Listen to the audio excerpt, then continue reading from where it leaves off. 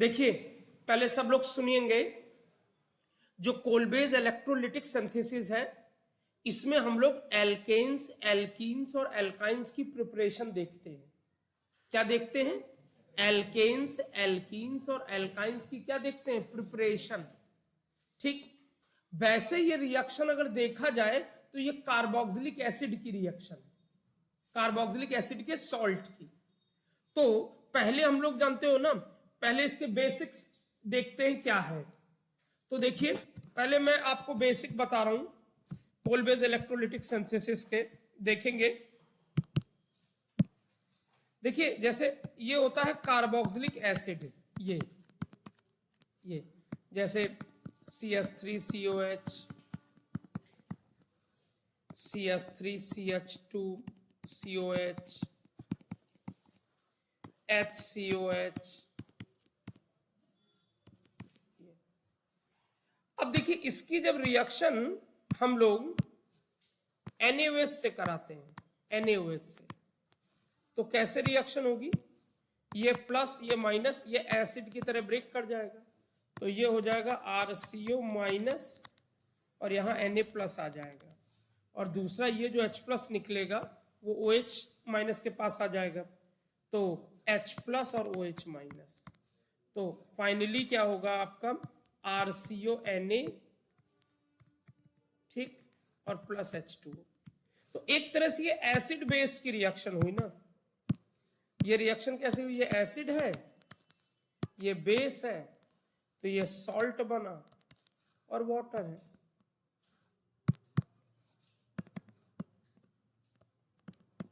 ठीक, तो ये एसिड बेस की रिएक्शन हो गई, कोई डाउट इसमें?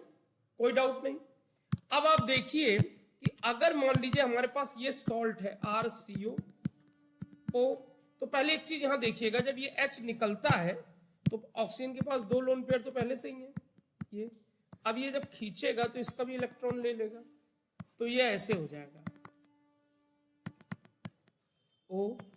O ऐसे, और ये और एक इलेक्ट्रॉन ये H का मिल गया माइनस, और यहीं पे Na प्लस आता है जब NaOH से रिएक्शन करेगा। तो इसके पास यहां पे आप देखेंगे 3 लोन पेयर, 3 है ऑक्सीजन के पास। अब अगर किसी तरीके से इसका एक इलेक्ट्रॉन लूज कर जाए, इसका ये एक इलेक्ट्रॉन अगर ये लूज करे, कैसे लूज करेगा ये बताऊंगा, तो ये लूज कर जाए तो ये ऐसे बन जाएगा, समझ गए? बोलो, समझ गए कैसे हुआ? अरे भाई एक इलेक्ट्रॉन लूज कर गया तो एक अनपेयर्ड इलेक्ट्रॉन बचा। जब भी अनपेयर्ड इलेक्ट्रॉन होता है, तो मैंने बताया आपको एक बार पहले भी बताया कि कभी भी हम लोग फिर लोन पेयर नहीं दिखाते हैं। जब भी अनपेयर्ड इलेक्ट्रॉन होगा तो लोन पेयर मत लिखो, तो ये हो जाएगा, हम इसको ऐसे भी लिख सकते हैं O डॉट। इसका मतलब ये हुआ, इसका मतलब ये हुआ कि यहां पर लोन पेयर नहीं दिखा रहे हैं, जैसे ये, जैसे Cl2 होता है, जैसे ये और ये यहां से ऐसे, तो ये ऐसे बन जाएगा, ये और 2 है ये, तो इसको हम लोग है ना 2Cl डॉट लिख देते हैं, बस ऐसे। तो ये फ्री रेडिकल समझ में आया सबको? हाँ या ना? किसी को कोई डाउट? ठीक, अब ये बेसिक चीजें बता रहा हूं आपको। अब ध्यान दीजिएगा कि कभी भी ये फ्री रेडिकल हो, ये तो हमेशा बॉन्ड फ्री रेडिकल हमेशा फ्री रेडिकल जनरेट करता है, तो यहां से तोड़ दो ऐसे,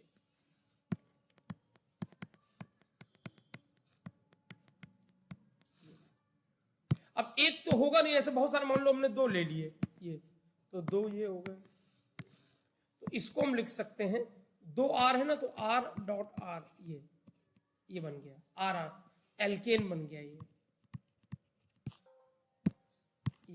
और 2 CO2 बन गए, ये बॉन्ड बन जाएगा। समझे? इसका मतलब समझे क्या किया? फ्री रेडिकल जब भी ये वाला हो तो ऐसे ब्रेक करो।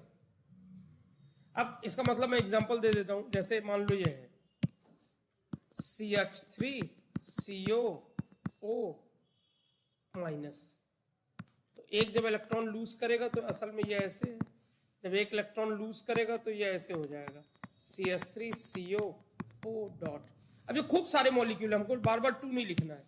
अब ये जब जाएगा तो इसको हमेशा यहां से ब्रेक कर दो,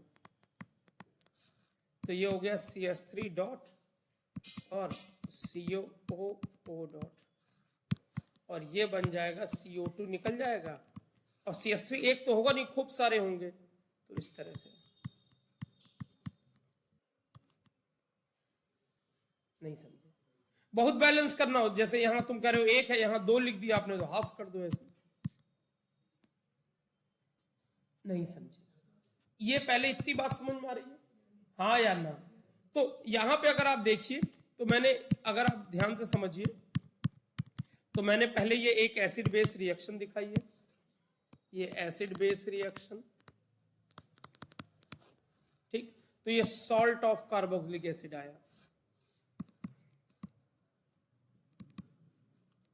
कार्बोक्सिलिक एसिड आ गया, ठीक।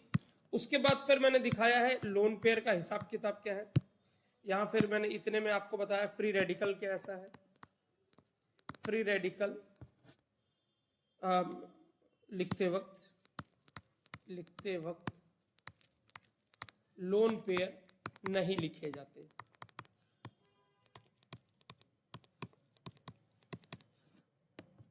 ठीक, ये बात मैंने दिखाई। अब ये हमारा फ्री रेडिकल जनरेट हो गया, ये वाला, ये तो ये फ्री रेडिकल किस तरह से स्प्लिटिंग होती है, ये स्प्लिटिंग ऑफ फ्री रेडिकल कैसे स्प्लिटिंग होती है ये बताया मैंने। इसका एक एग्जांपल है ये,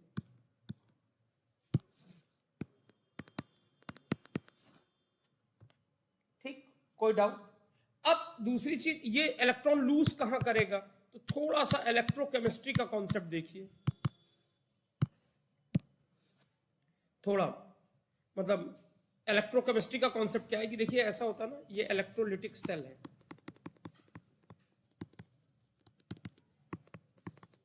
उसमें एक ये है, एक ये है,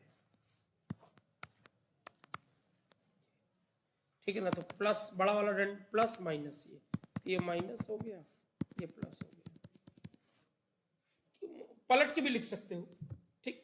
अब यहां पे देखिए ये नेगेटिव इलेक्ट्रोड है, यहां पे देखिए ये नेगेटिव इलेक्ट्रोड है और ये पॉजिटिव इलेक्ट्रोड है। तो नेगेटिव इलेक्ट्रोड पे पॉजिटिव वाले जैसे H प्लस जाएगा, Na प्लस जाएगा, और पॉजिटिव वाले पे जैसे Cl माइनस जाएगा, जैसे OH माइनस जाएगा, ठीक है ना। तो अब जरा देखेंगे क्या होगा नेगेटिव इलेक्ट्रोड पे, क्या होता है, ध्यान दीजिएगा। एट नेगेटिव इलेक्ट्रोड, तो यहां पे H प्लस क्या करेगा, इस नेगेटिव वाले से एक इलेक्ट्रॉन लेगा, ये कहां से लेगा, नेगेटिव इलेक्ट्रोड से एक इलेक्ट्रॉन लेके H डॉट बन जाएगा, और इसको आप ये लिख सकते हो H डॉट H2 और हाफ H2। समझ में आया मैंने क्या किया, समझ में आया मैंने क्या किया, अरे बोलो। अब इसी तरह से जब Na प्लस जाएगा तो क्या करेगा, Na प्लस जाएगा तो क्या हो जाएगा, एक इलेक्ट्रॉन लेगा, इलेक्ट्रॉन कहां से लेगा, नेगेटिव इलेक्ट्रोड से, तो ये Na सॉलिड बन जाएगा, न्यूट्रल हो जाएगा। तो यहां पे इलेक्ट्रॉन गेन करना ये प्रोसेस ऑफ रिडक्शन है, ये जो प्रोसेस है ये रिडक्शन की प्रोसेस है, ये रिडक्शन प्रोसेस है, रिडक्शन गेन ऑफ इलेक्ट्रॉन्स, ये गेन ऑफ इलेक्ट्रॉन्स है, नेगेटिव इलेक्ट्रोड है, ये गेन ऑफ इलेक्ट्रॉन्स है। तो जहां पर भी रिडक्शन होता है, तो याद रखना जब भी रिडक्शन होगा, तो अगर रिडक्शन होता है तो इलेक्ट्रोड को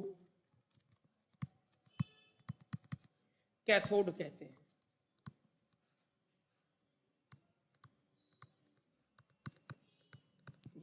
तो ये हमारा जो यहां नेगेटिव इलेक्ट्रोड है ये कैथोड हो गया, ठीक, ये पॉइंट समझ में। अब जरा देखिए एनोड पे क्या होता है, मतलब दूसरा इलेक्ट्रोड जिसको हम पॉजिटिव इलेक्ट्रोड कह रहे हैं, तो एट पॉजिटिव इलेक्ट्रोड ये Cl माइनस जैसे है ना, तो ये इलेक्ट्रॉन लूज करेगा, ये लूज करेगा, तो Cl डॉट बचेगा। भाई Cl ये है, ये एक इलेक्ट्रॉन लूज किया तो ये बन जाएगा ये डॉट, और Cl डॉट एक इलेक्ट्रॉन लूज किया, ठीक। तो इसको हम ये भी लिख सकते हैं, समझ में आया? इसको हम हाफ Cl2 लिख सकते हैं, ठीक। तो इसने इलेक्ट्रॉन लूज किया, इसने क्या किया, इलेक्ट्रॉन लूज किया। अब मैं इसको ऐसे दिखा देता हूं तो ज्यादा अच्छा रहेगा। अब इतना तो समझते हो डॉट है, तो ये आप लिख सकते हो Cl डॉट प्लस इलेक्ट्रॉन, इसको खिसका दो, यहां दिखा दो। तो ये एक तरह से लॉस ऑफ इलेक्ट्रॉन है, ये जो प्रोसेस है ना, ये लॉस ऑफ इलेक्ट्रॉन्स है, तो इसलिए ये ऑक्सीडेशन प्रोसेस है। जहां भी ऑक्सीडेशन होता है, याद रखिएगा, जिस इलेक्ट्रोड पर ऑक्सीडेशन होता है उसे एनोड कहते हैं,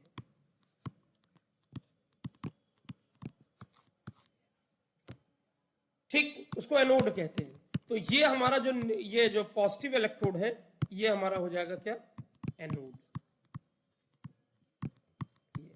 और ये क्या था हमारा नेगेटिव इलेक्ट्रोड, कैथोड।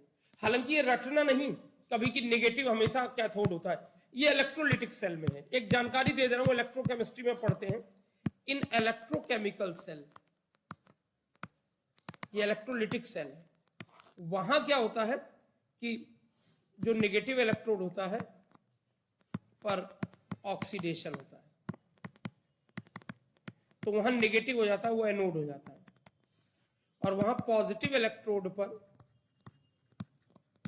रिडक्शन होता है, तो उसको कैथोड बोलते हैं। तो रटना नहीं, इलेक्ट्रोकेमिकल सेल अलग है और इलेक्ट्रोलिटिक अलग है। यहां पे नेगेटिव इलेक्ट्रोड पे मैंने आपको ये दिखाया है, ये मैंने आपको दिखाया है कि देखिए कैसे जो है रिडक्शन हो रहा है, तो इसलिए नेगेटिव इलेक्ट्रोड यहां कैथोड है।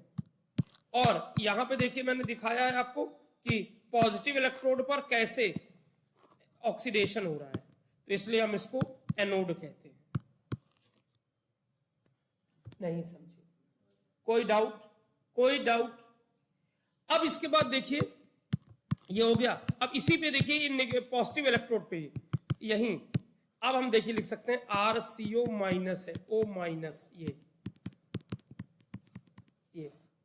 तो एट एनोड पे ही ये चीज होगी, ये अपना इलेक्ट्रॉन लूज करके ऐसे बन जाएगा, ये लूज किया इलेक्ट्रॉन लूज कर गया, मतलब सॉरी इलेक्ट्रॉन लूज करेगा तो डॉट बचेगा। और जब अब हमें पता है कि जब डॉट बचेगा तो हमेशा यहां से तोड़ना है,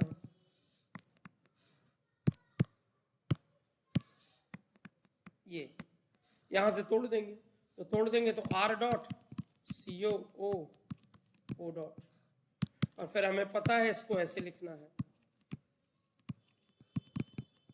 बैलेंसिंग करने की जरूरत नहीं है, ऑर्गेनिक रिएक्शन बैलेंस नहीं की जाती है, बट दिखा दे रहा हूं।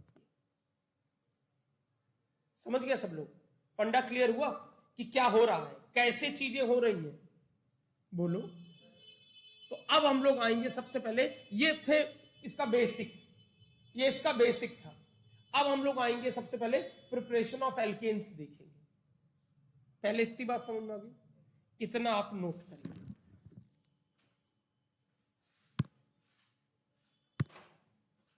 यहां से इस साइड से